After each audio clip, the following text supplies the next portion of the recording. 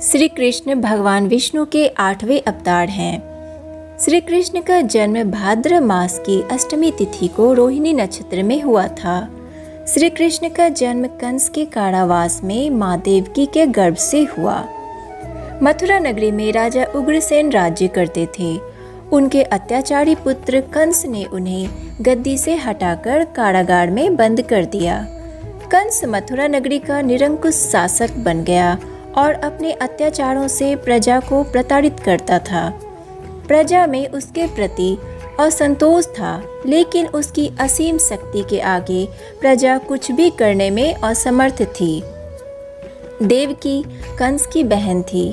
देवकी और वसुदेव जी के विवाह के बाद जब कंस अपनी बहन देवकी की विदाई कर रहा था तो आकाशवाणी हुई कि तुम्हारी बहन का 8वां पुत्र तुम्हारी मौत का कारण बनेगा।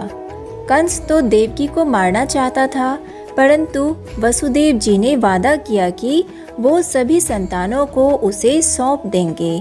इस प्रकार उन्होंने देवकी की जान बचा ली। कंस ने देवकी और वसुदेव जी को जेल में कैद कर दिया।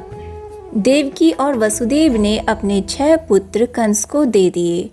उनके 7वें पुत्र हुए बलराम, जिसे योग माया ने माँ रोहिणी के गर्भ में संरक्षित कर दिया। बलराम जी ने माँ रोहिणी के यहाँ जन्म लिया। जब उनकी 8वीं संतान श्री कृष्ण जी का जन्म हुआ, उस समय जेल के दरवाजे अपने आप खुल गए और जेल के पहरेदार सो गए। वसुदेव जी ठाकुर जी के कहने पर उनको टोकरी में रखकर जा रहे थे तो यमुना नदी उफान पर थी। यमुना श्री कृष्ण के चरण स्पर्श करना चाहती थी, इसलिए श्री कृष्ण ने अपना पैर टोकरी में से बाहर निकाला और चरण स्पर्श करते ही यमुना जी ने वसुदेव जी को जाने का रास्ता दे दिया।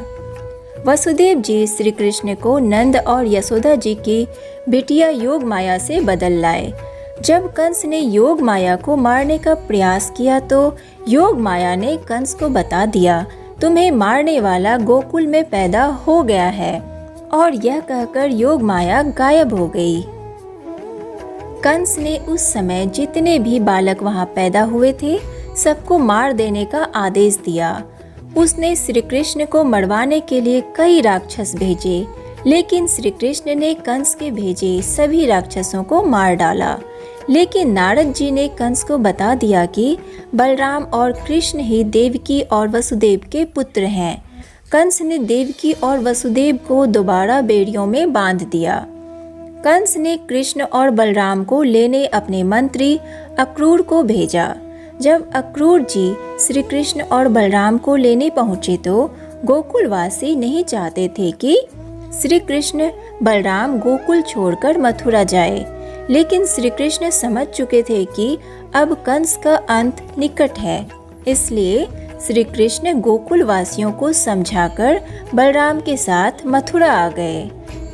मथुरा में प्रवेश करते ही कंस ने पागल हाथी को श्री कृष्ण पर छोड़ा। श्री कृष्ण ने पल भर में ही उसकी सूंड काटकर उसे मौत के घाट उतार दिया। उसके पश्चात कंस ने श्री कृष्ण और बलराम को मल्ल युद्ध के लिए ललकारा। कंस की तरफ से मुस्किट और चारून ने भाग लिया। श्री कृष्ण ने चारून की दोनों भुजाएं पकड़कर उसे पृथ्वी पर दे मारा। बलराम ने मुस्किट को मार दिया।